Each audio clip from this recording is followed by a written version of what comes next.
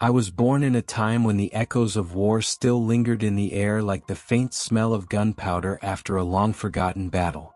Bremen, Georgia in the early 1950s was the kind of small southern town where everyone knew each other's names, where the hardware store owner asked about your father's health, and where gossip traveled faster than the train that cut through the heart of town. The war had ended a few years before, but the stories of it were alive, woven into conversations at the barber shop, whispered over fences and passed around like family heirlooms. The streets were quiet except for the occasional rumble of a delivery truck or the bark of a dog chasing after a boy on a bicycle. The summer heat would stick to your skin, and the air smelled of red clay, cut grass, and the faint sweetness of honeysuckle vines curling around weathered fences. In the evenings, fireflies lit up the backyards like a living constellation, and the sound of screen doors slamming shut echoed down the street. But beneath that sleepy charm, there was something else. Something you could feel in the way the men stood at the gas station, leaning against their cars, speaking in low voices about places most of us had never seen. They talked about Okinawa, Normandy, the Ardennes. They spoke of friends who never made it home and of the planes that had carried them through skies filled with flak and fear. I was too young to understand the weight of their words, but I knew enough to feel the pull of the sky. One of my earliest memories is sitting cross-legged on the floor of our living room, flipping through a worn magazine my father had brought home. It was filled with photographs of the legendary Flying Tigers, American volunteer pilots who had fought in China before our country even entered the war. Their planes, with shark mouths painted on the nose, looked alive as if they were about to leap off the page. The pilots' faces were young, confident, and, at least to a boy like me, untouchable. In my mind, they weren't just men. They were heroes who had harnessed the sky. I would run outside after reading those stories, stare up at the endless blue above Bremen, and imagine what it would be like to climb into a cockpit, to feel the engine's vibration through my bones, to pull back on the stick and watch the ground fall away. My friends dreamed of baseball fields and fishing trips. I dreamed of altitudes and airspeeds. Our family wasn't wealthy, but we had what mattered. A home filled with love and the kind of quiet resilience that small-town life breeds. My father worked hard, my mother kept the household running, and my grandparents lived just down the road. Sundays meant church, and church meant long sermons about duty and perseverance. Messages that felt just as true outside the chapel as they did inside. We had neighbors who became part of our extended family. Mr. Carter, who had served in the Pacific, would sit on his porch in the evenings and tell stories that mixed truth with just enough exaggeration to keep us kids wide-eyed. He'd lean back in his chair, light his pipe, and start with, "Now, this was back when the world was a lot bigger." He never finished a story without glancing up at the sky, as if half expecting an old friend to come diving out of the clouds. Then there was Mrs. Langley, a widow whose husband had flown B-17s over Europe. She kept a photograph of him in uniform on the mantel, his eyes sharp and full of life. Sometimes when she caught me staring at it, she'd smile and say, "He loved the sky more than anything except me. Be careful if you catch that kind of fever, it never goes away." By the time I was 10, I'd already started building model airplanes. They weren't perfect, some of them flew like rocks, but each one taught me something about lift, balance, and patience. My room smelled of glue and enamel paint, and the shelves above my bed became a small air force of my own making. I'd line them up, imagine their missions, and send them swooping through imaginary battles. The older I got, the more I understood that the world was larger than Bremen. Soldiers returned from Korea with new stories, and the Cold War whispered its tension into every newspaper headline. Even in our quiet town, you could feel that the future was coming faster than any of us could imagine. Television sets began to appear in living rooms, and for the first time, we could watch the news unfold in real time. The sight of sleek new jet fighters streaking across the screen only fueled my hunger to fly. Looking back now, I realized that my dream was already set in motion before I ever stepped into a real aircraft. It was shaped by the small-town values of Bremen, by neighbors who had lived through history, and by the silent, irresistible lure of the sky. I didn't yet know the cost of chasing that dream, the danger, the sacrifice, the nights lying awake with the echoes of battle in my head, but I knew this. I had dreamed of the sky before I even knew what war was. By the summer of 1952, the familiar streets of Bremen felt smaller than ever. I loved my town, but I knew that if I wanted to reach the sky I dreamed of, I had to step beyond its borders. Georgia Institute of Technology, Georgia Tech, was my ticket out, a place where I could turn curiosity into skill and ambition into direction. I still remember stepping onto the campus for the first time. The air in Atlanta was different, busier, heavier, filled with the smell of asphalt, exhaust, and opportunity. The brick buildings stood like monuments to progress, their shadows stretching across green lawns where students in pressed shirts and neat haircuts walked with books tucked under their arms. It was a far cry from Bremen's dusty roads and quiet afternoons. My first year was a blur of lectures, late-night study sessions, and a crash course in independence. I rented a small room not far from campus, the kind of place where you could touch both walls if you stretched your arms wide. It didn't matter. Every day was a chance to learn something new, to push myself a little further. I majored in electrical engineering, not because it was easy but because I knew it was the language of the future. I wasn't alone in chasing big dreams. Early in my sophomore year, I met Pat Epps. He was the kind of person you couldn't help but notice, sharp-witted, quick with a joke, and with a confidence that seemed to come from knowing exactly where he was headed. We sat next to each other in a lab one afternoon, soldering wires for a project neither of us fully understood yet. By the end of the session, we were already swapping stories about airplanes we'd seen and engines we wanted to build. Pat and I bonded over more than just schoolwork. We spent hours in the library poring over aviation magazines, tracing blueprints with our fingers, and debating the merits of different aircraft designs. We built model planes that never flew quite right and took road trips to small airfields just to watch takeoffs and landings.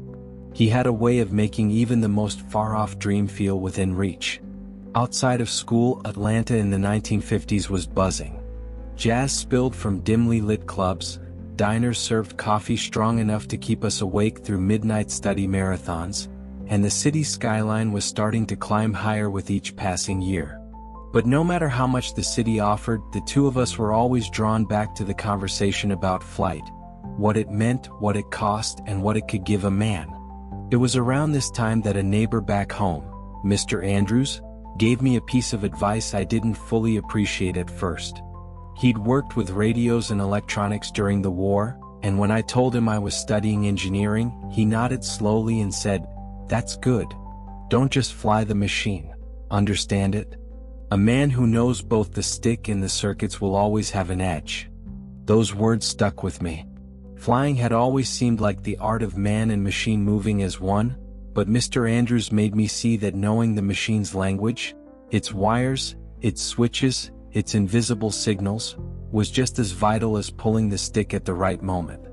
That idea began to shape the way I approached my studies and later my career. By my senior year in 1956, the end was in sight. Pat and I were preparing for graduation, juggling final projects and job interviews. Georgia Tech had given me more than just an education.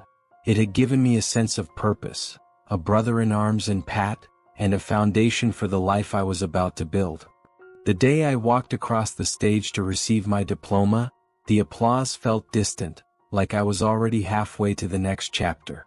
My dreams were no longer just about flying. They were about understanding every bolt, every wire, every heartbeat of the aircraft. I didn't know it then, but the lessons from those years would follow me into the skies over Southeast Asia, into moments where knowing the machine as well as the man could mean the difference between life and death. Graduation didn't feel like an ending. It felt like standing at the end of a runway, engines roaring, waiting for clearance to take off. I had my degree in electrical engineering in one hand and my orders from the Reserve Officers Training Corps, ROTC, in the other. The plan was simple: join the Air Force's pilot training program, earn my wings, and finally trade the dream of flight for the reality of it. But as I was about to find out, The Air Force had a way of reminding you that you weren't the one in control. My slot for pilot training was postponed for a full year. No explanation beyond the usual needs of the service, and no choice but to wait. For a man who had spent years pushing toward a single goal, that delay felt like being told to idle on the taxiway with the brakes locked. Still, waiting didn't mean standing still. Within weeks, I found work at Lockheed in Marietta, Georgia. If the Air Force wasn't going to put me in a cockpit right away, then I'd spend my time understanding the machines from the inside out. Lockheed wasn't just any company, it was a cathedral of engineering, a place where rivets, blueprints, and human ingenuity came together to create the most advanced aircraft in the world. The first time I walked into the assembly hangar, I felt like I'd stepped inside the ribcage of a sleeping giant. The air smelled faintly of oil and metal shavings, and the floor vibrated with the steady rhythm of pneumatic tools. Towering jigs held the skeletons of aircraft in various stages of construction, their bare aluminum frames gleaming under rows of overhead lights.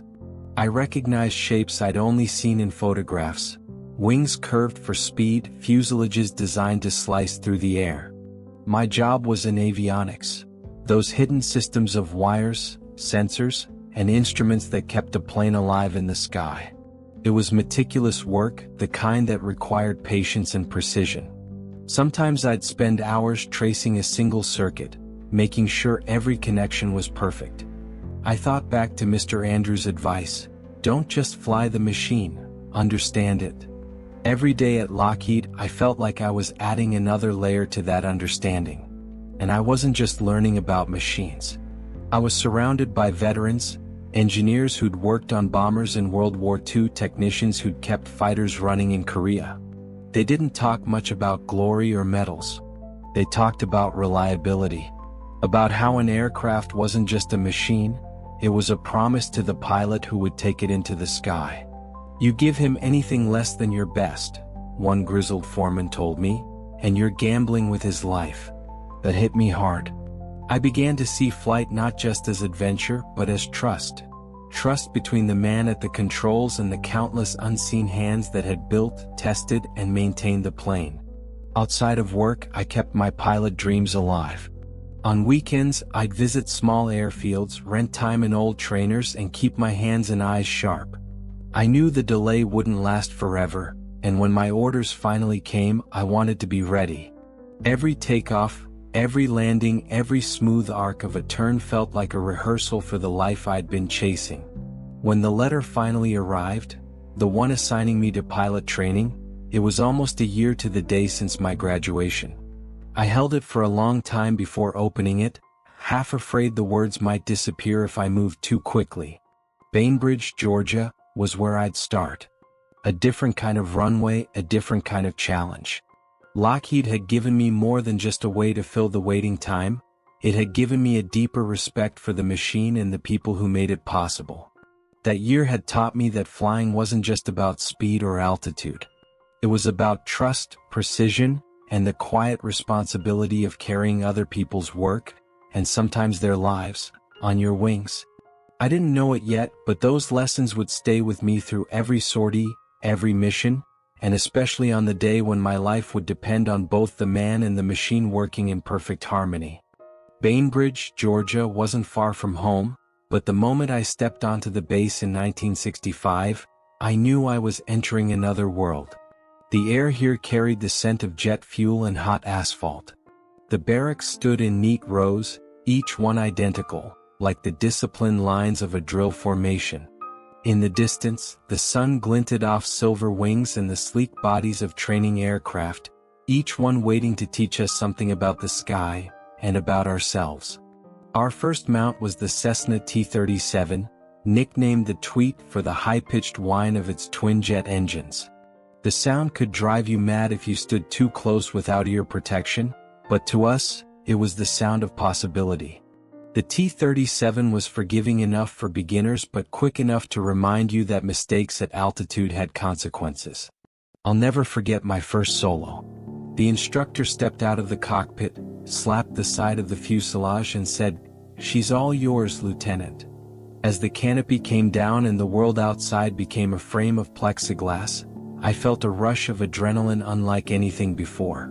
The engine's whine built to a steady roar as I pushed the throttle forward, the runway blurring under my nose until, suddenly, it fell away.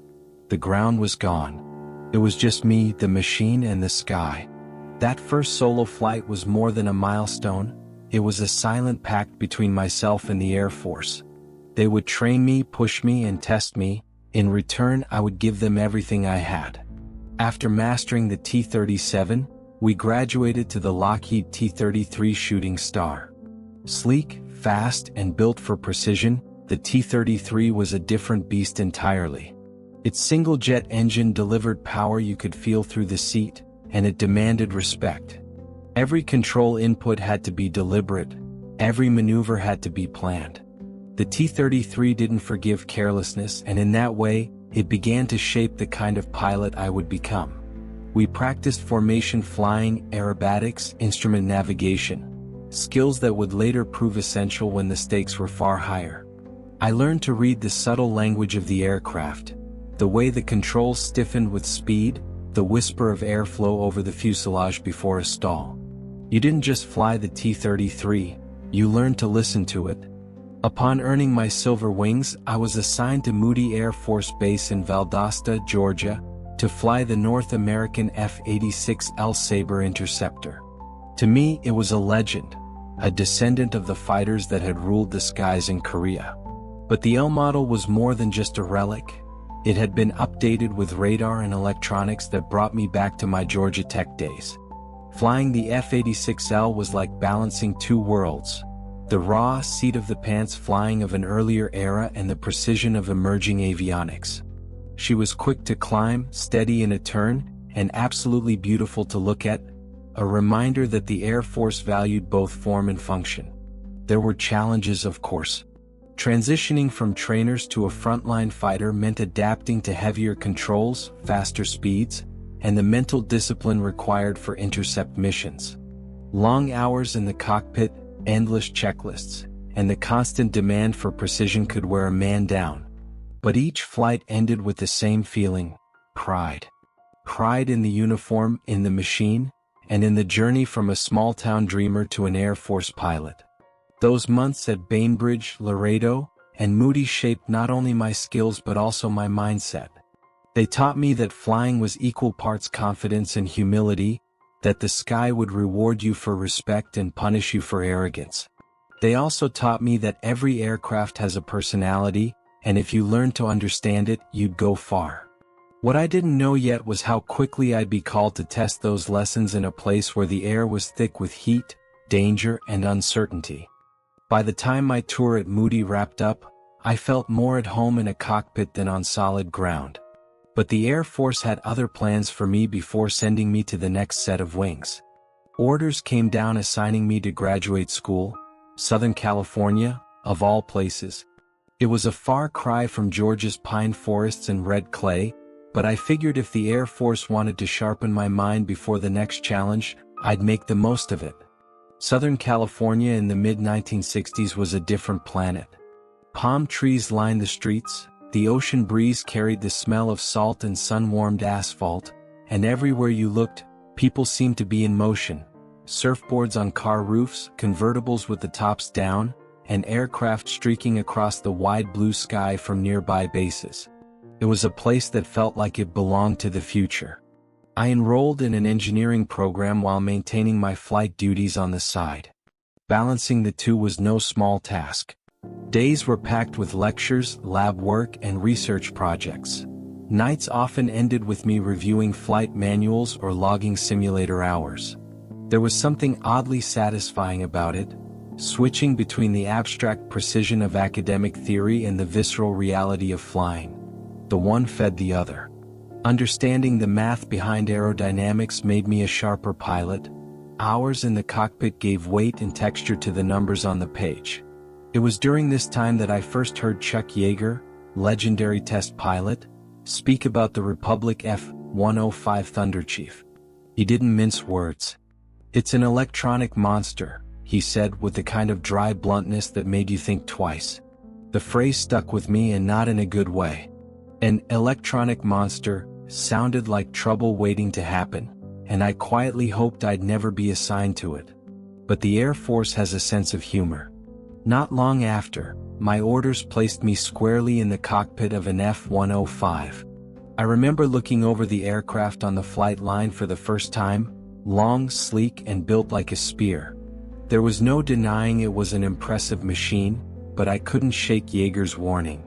The first few flights were humbling. The F-105 was heavy in the controls, unforgiving in the pattern, and stuffed with more avionics than I'd ever seen in a single aircraft.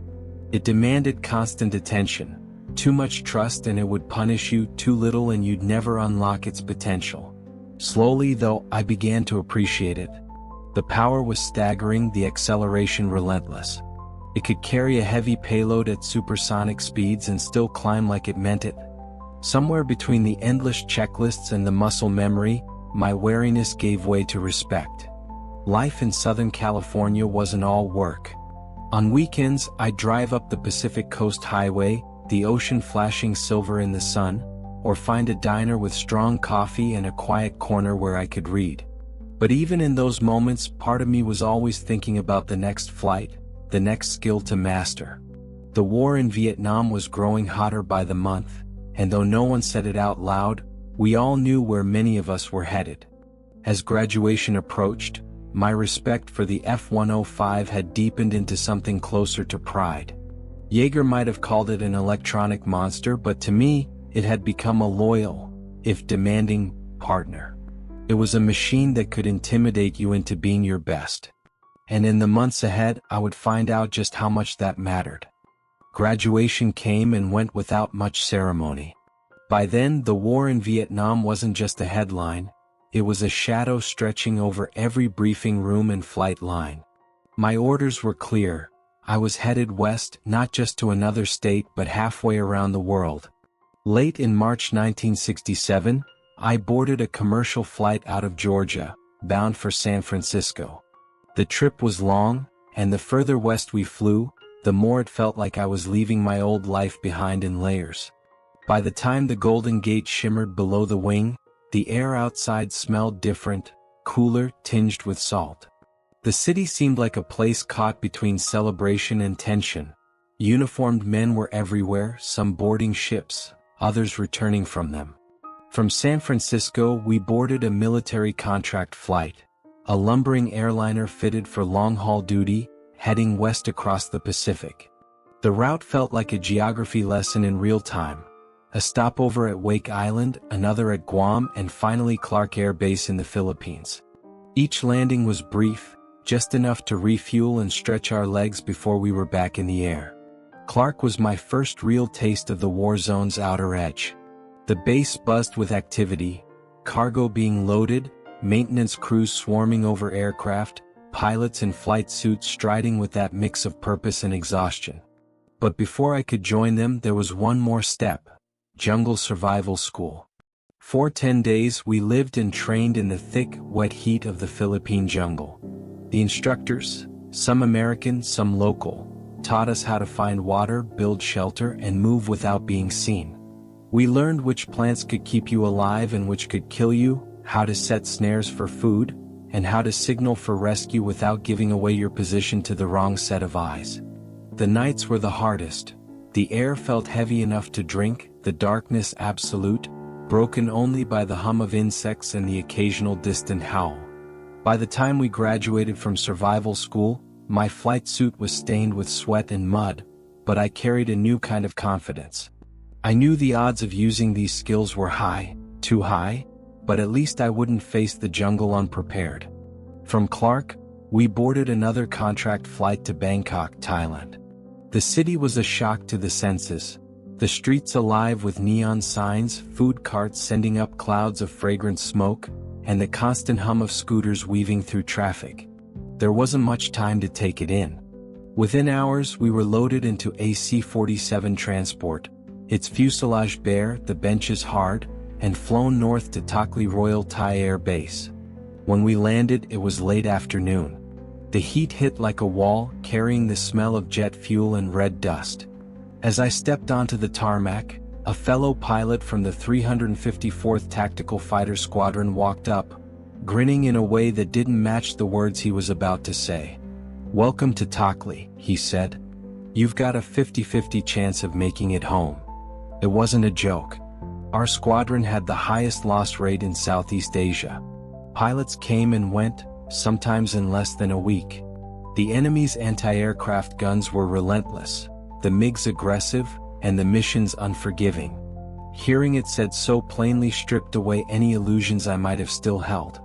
This was going to be different from anything I'd trained for. That night, lying in my bunk with the sound of distant engines rumbling through the warm air, I thought about the long road from Bremen, Georgia to this place. The boy who once dreamed of the sky was now staring into it, knowing full well it might not let him come back. We were wheels up before dawn, the kind of early where the horizon is still just a faint glow. I was the fourth aircraft in the second flight that day, tasked with striking a section of railroad threading dangerously close to the Chinese border. Railroads were lifelines for the North Vietnamese. Cutting them meant choking off supplies. But it also meant flying straight into the heart of their defenses. The briefing had been blunt. Expect heavy flak. MiG activity possible. Watch your six. Nothing we hadn't heard before, but this one carried extra weight. The map showed our target hugging the line that separated Vietnam from China. That proximity was like a magnet for trouble. We approached low at first, hugging the terrain to stay beneath radar coverage. The morning air was smooth, the sun casting long shadows over the hills, but my gut was tight. We climbed for the attack run, and almost immediately the sky came alive. Flak. Thick, black puffs of it blooming all around us, each one a reminder that the gunners below weren't guessing. They were tracking. I dove in at a 60-degree angle, the world tilting sharply as the ground rushed up at me. Through the clutter of smoke and tracers, I caught sight of the rails, a thin, glinting thread. "Bombs away," I called over the radio. The ordnance tumbled free, and a heartbeat later, the target erupted in a roar of flame and debris. But victory lasted all of 2 seconds. A sharp crack. Then another. The aircraft shuddered violently, alarms screaming in my headset. I'd been hit badly. Control surfaces felt sloppy, the nose yawing hard as if the plane was trying to twist out from under me. I fought it, but pieces were coming off. I could see fragments spiraling away in my peripheral vision. The cockpit was filling with smoke. My mind narrowed to 2 words: eject now. I pulled the handles. The world went white, then black as the seat rocketed free. Less than 2 seconds after I'd committed, I was out of the aircraft, tumbling through open sky. Training tells you to count, to orient yourself, but all I could think about was the silence after the roar.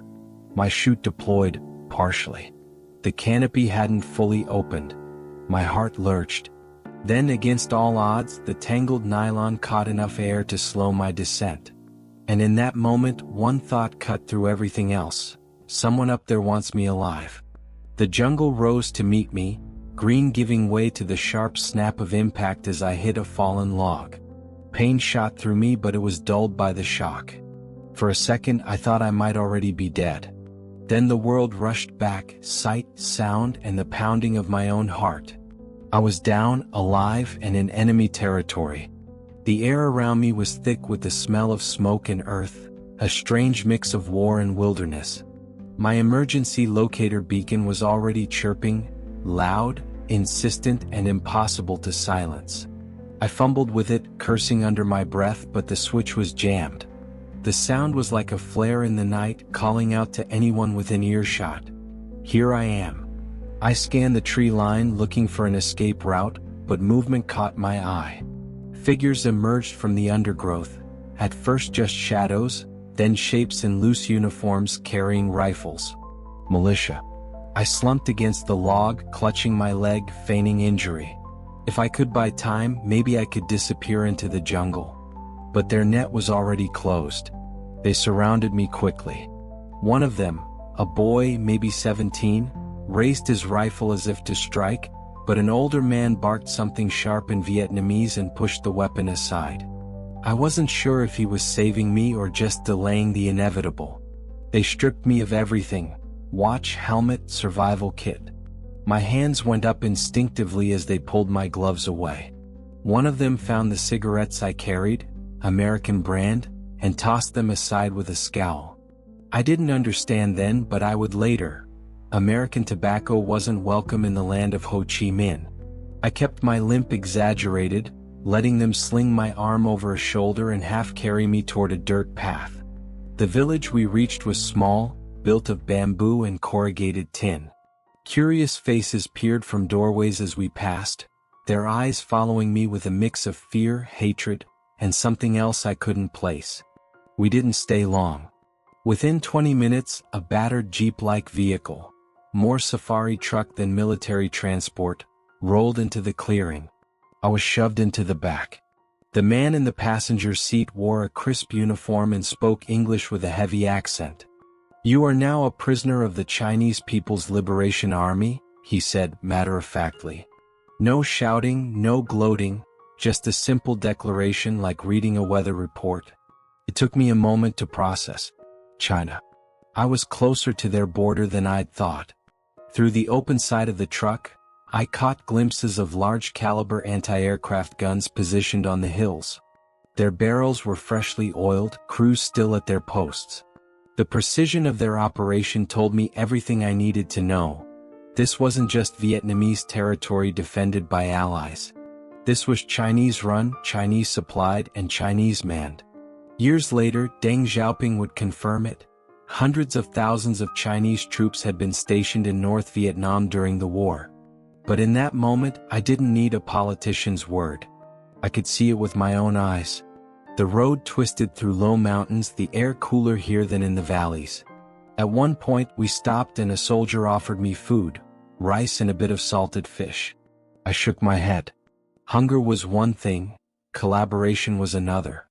They didn't press me, but I saw the faintest flicker of amusement in the man's eyes, as if he respected the refusal. By nightfall, we reached a compound surrounded by wire and guarded towers. I was led inside, past a line of soldiers who stared without expression. Somewhere deep inside me, the pilot's mind was still working, counting turns, noting smells, registering the rhythm of footsteps, anything that might be useful if I ever got the chance to escape. But for now, escape wasn't an option. I was in Chinese hands and the next move was theirs. The first night in Chinese custody was quiet, too quiet. The room was bare except for a cot with a thin blanket. A single bulb hung from the ceiling, swaying slightly in the draft from a vent high on the wall.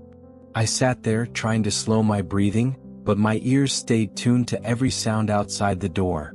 Footsteps, muffled voices, the scrape of boots on concrete. The next morning they came for me. 2 guards led me out into the sunlight. My eyes adjusted slowly, revealing a line of soldiers waiting near a row of artillery pieces. They gestured for me to walk among them. Cameras appeared, boxy old models, some still with tripods. I realized this wasn't just an inspection. It was a parade. They wanted photographs of the downed American pilot standing beside the very guns that had brought him down. As I passed, a soldier began chanting in Mandarin, the rest joining in. I didn't know the words, but the rhythm was unmistakable, victory chants. Every shout was another nail in the coffin of my dignity, but I kept my head high. Let them see my face. Let them know they hadn't broken me yet. Later they brought me to a smaller building, less official, more intimate. Inside was a single desk, a chair, and a man in a neatly pressed uniform. He spoke English almost flawlessly. "You will read this," he said, sliding a sheet of paper toward me. "For our radio broadcast." I didn't even glance at it. "No," I said flatly.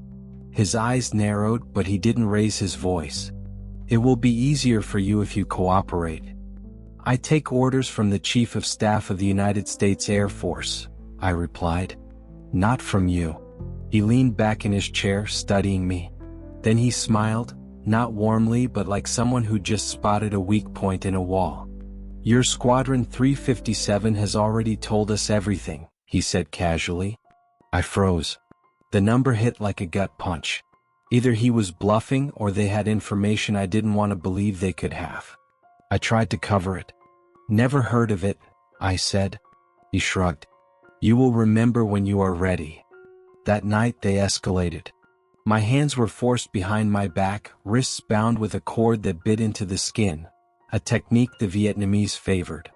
Within an hour, my arms went numb, a deep, burning ache radiating up to my shoulders.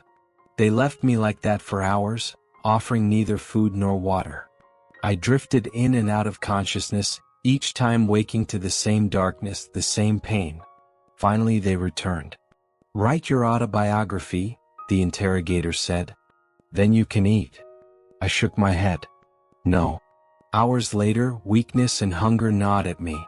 My body screamed for relief, but pride held on. I told myself I could last another day, maybe two. But when they set a bowl of rice just out of reach, close enough to smell, far enough to deny me, I felt something inside me buckle. "All right," I said hoarsely. "All right." It was a small concession in their eyes, but to me, it was the moment I realized I'd been broken. I could dress it up in 1,000 rationalizations, but the truth was simple. I had given in. That night a storm rolled in. Rain battered the roof and wind howled through the cracks in the walls. I crouched in the corner, hands free now but body trembling. A single light burned in the far corner of the cell, faint and flickering. I stared at it for what felt like hours. And then something shifted.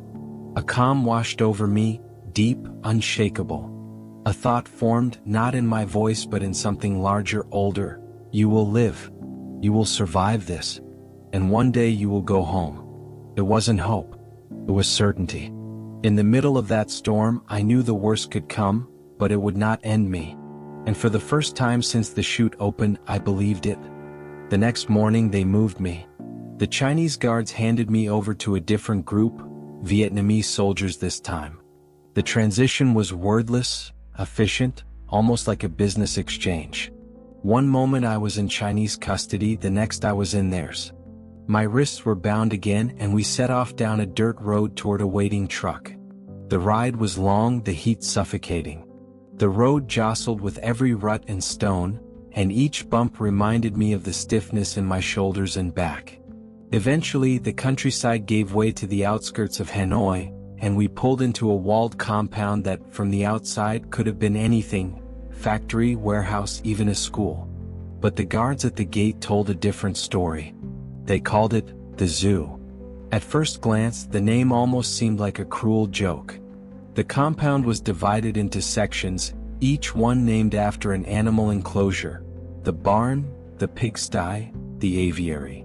There was even a swimming pool and what looked like a small theater, remnants from before the war when the place had been something else entirely. But now, those spaces were cages of a different sort. My cell was small, with a concrete floor and a barred window too high to reach. The air was heavy, damp, and carried the faint smell of mildew. The silence was oppressive, broken only by the occasional shuffle of footsteps in the corridor. It didn't take long for me to realize I wasn't alone. Faint tapping sounds came from the wall behind me. It was the tap code, 5x5 matrix, one of the few lifelines we had to each other. Slowly, painfully, I learned it: A through E in the first row, F through J in the second, and so on. Each series of taps spelled out a letter, each letter strung into words, each word into sentences. Through it, I learned the name of the man in the next cell: Jim Hickerson. We didn't meet face to face for years, but through those walls we built something solid: trust. Days blurred into weeks, weeks into months. The guards tried to keep us isolated, but the tap code fought back against that isolation. We shared stories, scraps of news, even jokes. Sometimes the humor was all that stood between us and despair. Food was meager: rice, watery soup, sometimes a chunk of bread if we were lucky. Illness spread quickly in the damp heat, and medical attention was scarce. But the worst wasn't the hunger or the sickness, it was the waiting. Waiting for word from home. Waiting for a change in the war. waiting for something, anything, to break the monotony. Through it all, the bonds we formed became our lifeline. In the zoo, friendship wasn't a luxury. It was survival. It was sometime in early 1970 when we got the word. Though in prison, word meant little more than a whispered rumor passed through the tap code. We were being moved. No one knew where or why, and speculation ran wild. Was it better? Worse? Or just another way to shake us up, to keep us from settling into a rhythm? The morning they came for us, the air in the zoo was tense. Guards ordered us to pack, though pack was generous. What we owned could fit in our hands. A tin cup, maybe a rag we used as a towel, the clothes on our backs. They lined us up in the yard, counted us, then loaded us into trucks with wooden benches and canvas covers. The ride was long, the scenery unfamiliar. We crossed a river, passed through farmland, then into a hilly region where the air was cooler. By late afternoon we arrived at the new camp. At first glance it was nothing like the zoo.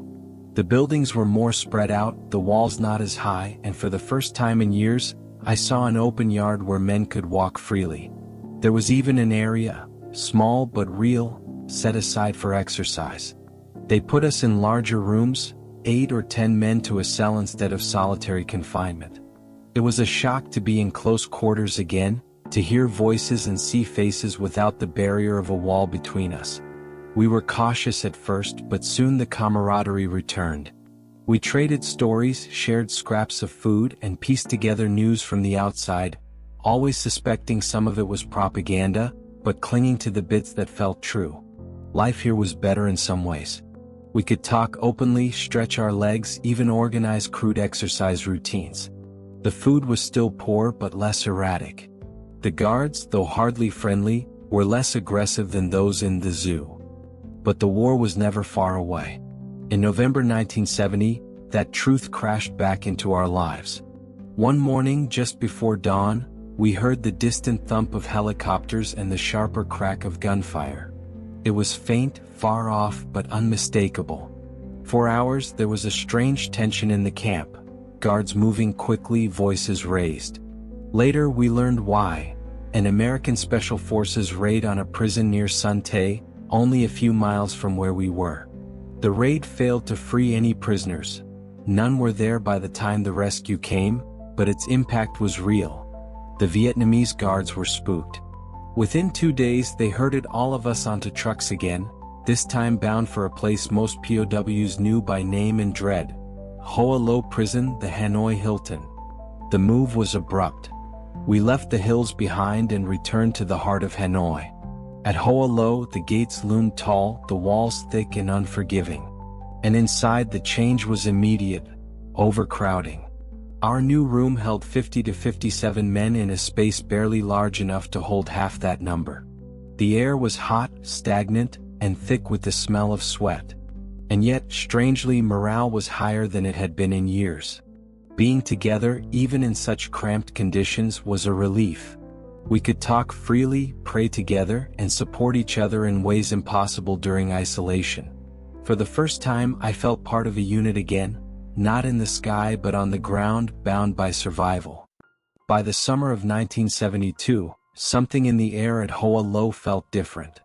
It wasn't just the weather, though the heat was oppressive, pressing down like a hand on the back of your neck. It was the mood of the guards, the rhythm of the days. Something was shifting. The first sign came on a Sunday morning. Without warning, a few of us were allowed to gather in a corner of the yard. One of the senior prisoners, a man with a calm, steady voice, began to speak, not in code, not in whispers, but aloud. It was a church service. No guards interrupted, no voices shouted us down. It was as if, for the first time in years, they were willing to let us keep a piece of ourselves that they couldn't control. That moment changed the air in the camp. Faith, whether religious or simply belief in survival, had always been private, guarded. Now it was shared. We sang softly, prayed together, and for a brief time we weren't prisoners. We were men again. A few weeks later, we heard the news through the prisoner grapevine. President Nixon had resumed bombing in the north. The guards were tense, more watchful, and in their tension we found confirmation. If they were nervous, something was happening out there. It was a dangerous kind of hope, but we clung to it. Then came whispers of negotiations. Interrogators asked strange, almost casual questions. Would you be disappointed if the war ended without a peace agreement? Do you think America still wants you back? They weren't questions about intelligence. They were questions about endings. In October, the questions became more pointed. They asked about proposals to end the war and hinted at possible prisoner releases. No one allowed themselves to believe it fully. Hope was a dangerous thing in prison. Too much of it could break you when it vanished. But even the most cautious among us couldn't ignore the way the guards acted. Less aggressive, almost deferential. We started noticing small changes in the routine. Meals came on time, portions slightly larger.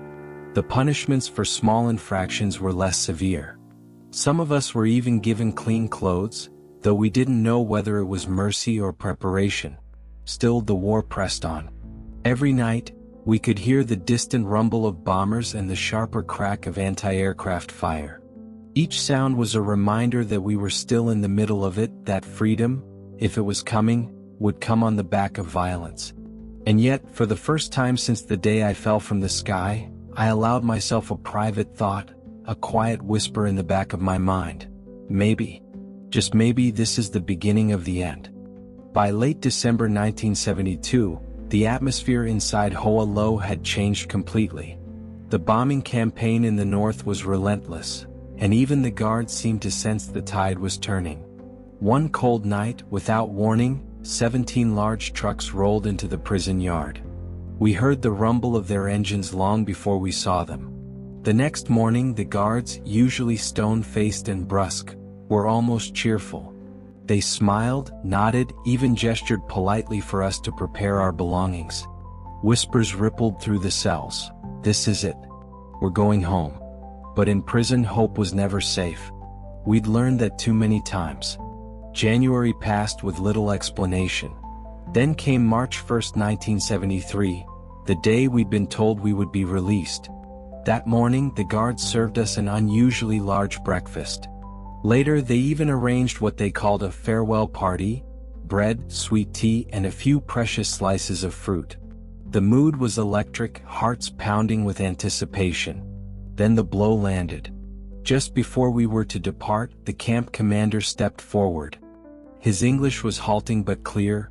There is small problem. You stay little longer. It felt like someone had yanked the ground out from under us. I watched the faces around me, the shock, the silent rage.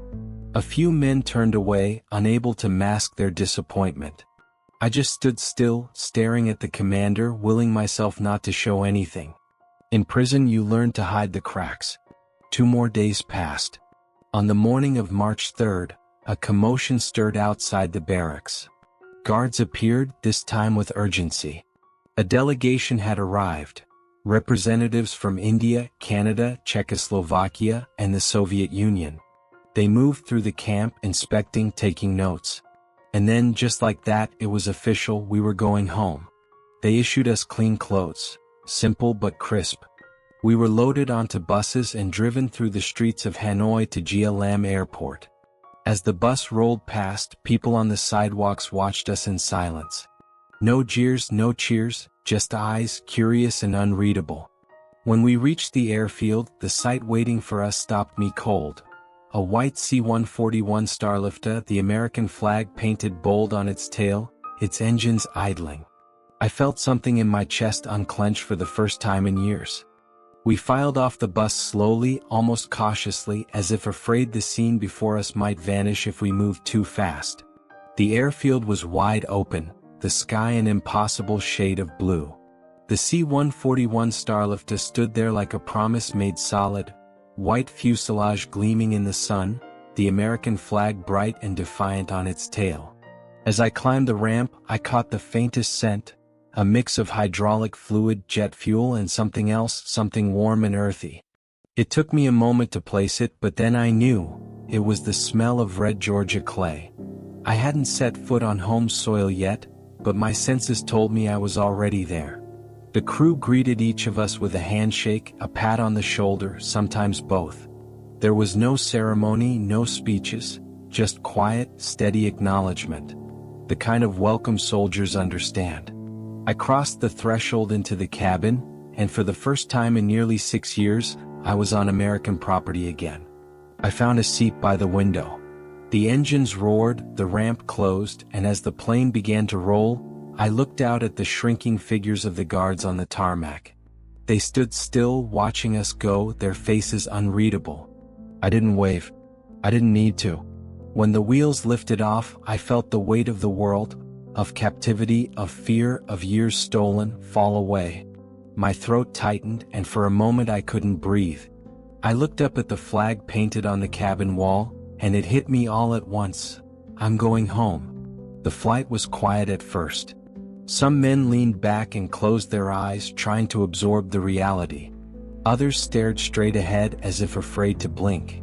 Then, somewhere over the South China Sea, someone began to hum the first few notes of America the Beautiful. Without planning it, the rest of us joined in, softly at first, then louder, until the song filled the cabin.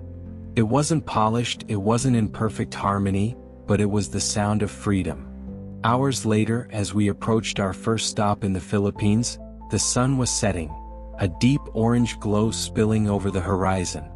I rested my hand against the cabin wall, feeling the vibration of the engines, and thought, I know. I'm back. I'm home.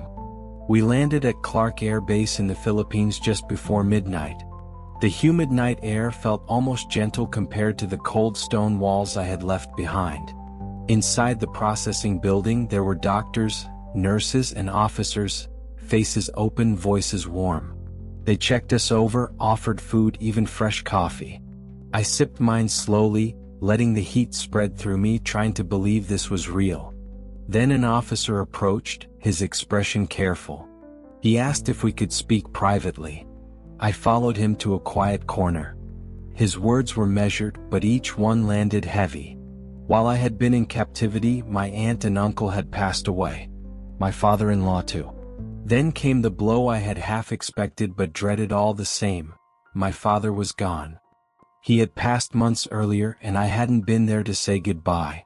I stood there, the coffee cooling in my hand, and let it wash over me. I had imagined this moment many times during those long nights in my cell, telling myself I could prepare. But the truth was, you can't prepare for absence. You can only meet it when it comes. Then he told me about my wife. The marriage had not survived the years apart. She had moved on, filed for divorce. I felt the air leave my lungs. 6 years of holding on to the image of home, and now that image had shifted into something unrecognizable. For a while I sat alone, staring at nothing. The joy of freedom was still there, but now it shared space with a deep, quiet grief. I realized I was carrying two truths at once. I had made it home, but the home I had left no longer existed. Later I spoke with a Catholic chaplain at the base. He listened without interrupting, his eyes steady. When I finished, he leaned forward and said, "Don't try to fix it. Don't try to make it all right. Just accept that you are here now and live the most you can with what you have." It wasn't what I expected to hear. But the more I turned it over in my mind, the more it felt like the only way forward. I couldn't undo the years or the losses or the changes, but I could choose how to live with them. That night, lying in a real bed for the first time in years, I felt the strange mix of sorrow and gratitude settle into something like peace. I had survived. I had come home. And I would carry both the pain and the freedom for the rest of my life.